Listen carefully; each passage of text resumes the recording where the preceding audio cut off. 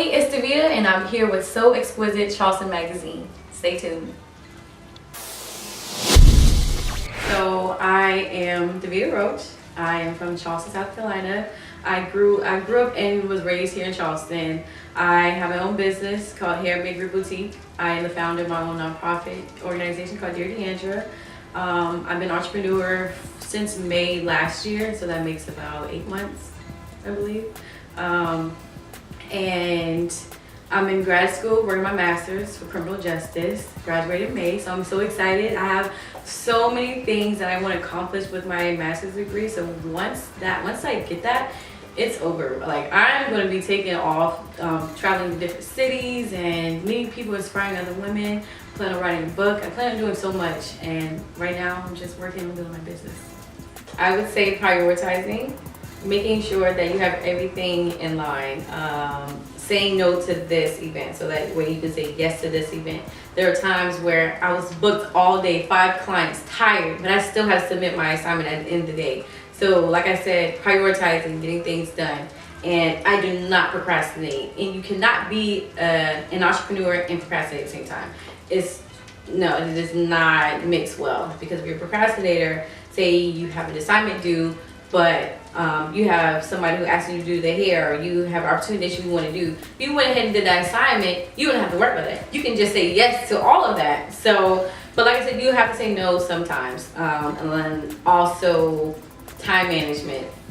Making sure that you do everything on time. Make sure that you can't overbook yourself. You also have to make sure you make time for a break. Making time for sleep.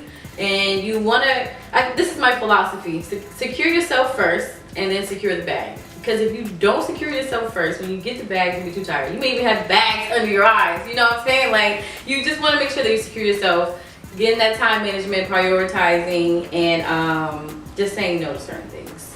Well, it's like this. It's satisfying your crave for a wig. Like, you may see a new hairstyle you want to get, and you come to the hair bakery, we can get that for you.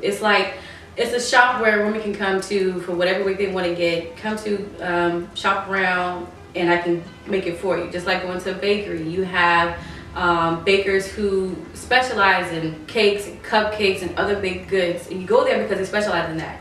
You come to the hair bakery because I specialize in wigs. It's like the same concept. And I learned while making wigs that it's kind of like baking a cake. You have to measure the bleach powder. You have to mix it with the developer, make sure you have the right measurements. You also want to pay attention to detail and time everything. And the most important thing is putting your love into it. And that's what I do. That's my hashtag. All wigs are baked with love. Because you know when a wig is baked with love, you know it's going to be good. You know it's going to be good quality. Just like a cake. Somebody put their love into it, they're all into it, you know it's going to be good. Like grandma's cookies, you know she put her heart into it. So that's what I do with my wigs. And that's how I got the conceptualization of linking the hair business into the baking business. It's to instill beauty and confidence in my clients. Like you said, they expose themselves to us. We see them at their lowest. And when they leave, they're at the highest. They feel confident. And I work to make my clients know their self-worth and know their full potential. Like we'll have a little girl talk about relationships sometimes. We'll talk about their plans for the weekend. And I make sure that whatever I do, it matches to their needs. They say they want a left part, they want a middle part. They want this stuff and I create it for them. And also giving back. That's the real goal of why I do this. A portion of my proceeds, of my wig proceeds, go to my nonprofit called Dear Deandra. It's a nonprofit organization I made that I named after my sister, who was killed from domestic violence 3 years ago. And actually, on the 22nd of this month, we go to court for her justice. So it's a very dear purpose to me, and I linked it to my business. I linked my gift of doing hair to my purpose of empowering women. And as a matter of fact, next week on my birthday, I'll be going to my sister's house, domestic violence shelter, and have a birthday party celebration there. And it's going to be like a glam party. We're going to be having makeup, we're going to have lashes, eyebrows, wigs. We're going to have cake, of course. Gotta have cake. and just fun. And it's so exciting. I'm really excited for it. This is my first time doing it, and I know I'm going to be doing this every year after 2019. Well, let me ask you a question. Have you ever had a bad hair day? Whew. Yeah. Yeah, see? And how did it make you feel? Ooh. Right? Thumbs up, thumbs down. Okay, exactly. So with a wig or 2 or 3, you won't have to worry about it anymore. You just put that wig on, instant beauty within minutes, sometimes seconds. And that's why I do wigs. So once you can't, some people don't know how to do their own hair. They got to set an appointment. I may be booked. They have a wig at home, they can just put it on and go. Some people don't even have enough time to sit in the salon all day. And that's what I'm all about. Time efficiency and cost efficiency. The sew-in may cost the same amount of a wig, but that's a one-time payment. And you have that wig to last you up to a year. Sew-in lasts you 2 months?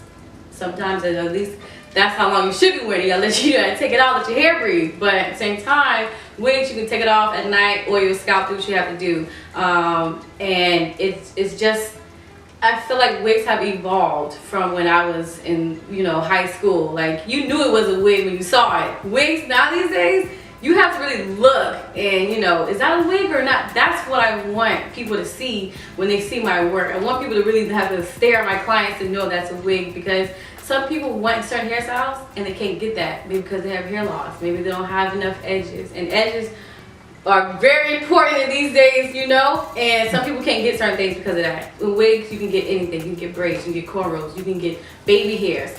And so that's why I do wigs. First is the fit.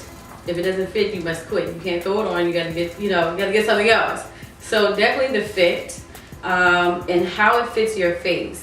I have this thing on my head and it fits me, but if you put it on someone else, it may not fit the same way. We have to, frame it to their face. So the fit, the frame, and also the style. Some people may not want a short wig. They want long wigs, and creating whatever they want is very important. And like I said, make sure it fits, because you can have a, I've done this before. I made a wig for somebody. This is when I first started learning how to make wigs. I made a wig and I put everything into it. She came to try it on, it did not fit.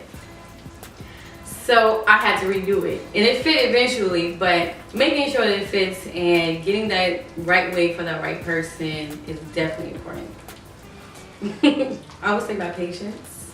I grew a lot of patience doing this, because not everything is guaranteed. You have to wait on it, and it's just self-taught. So definitely patience. I would say opportunities and possibilities. I know this quote, it was if you say no to an opportunity, doesn't mean that there won't be another possibility. So whatever, I also had to lose my fear of FOMO. I had to lose FOMO. I had to miss out on certain things, and that's all right, because I know in the future I'll be able to have all type of events and everything that my friends can invite me to. So saying no, for one, patience, and then self-love. I would always go out when I had a job. I didn't really care. I was just spending money for no reason, shopping, everything unnecessary. Now my money matters. My money goes back into my business. My money goes back into the community. So definitely that discipline and saving money and spending it wisely. I have plans to do more projects. I plan to travel to different shelters. Right now I'm just at one, working there. So I plan to eventually, I know South Carolina, number 5 in the country for women being victimized. I plan to go to the number one state, the number 2, 3. I want to go to all these states and visit these women, talk to them, inspire them, let them know that they're beautiful by, of course, giving them some glam services, and going to more wig making classes, because I'm always learning how to, perfect my skills. So taking more wig classes, meeting more people, giving back more, and setting up a business plan to eventually open a wig salon. So you can find me at hairbakeryboutique.llc.com. That's how you can order wigs. If you want to talk, you can hit me up on Instagram or Facebook, Hair Bakery Boutique LLC, on Instagram and on Facebook. And for my nonprofit, I have an Instagram as well and a Facebook, Dear Deandra.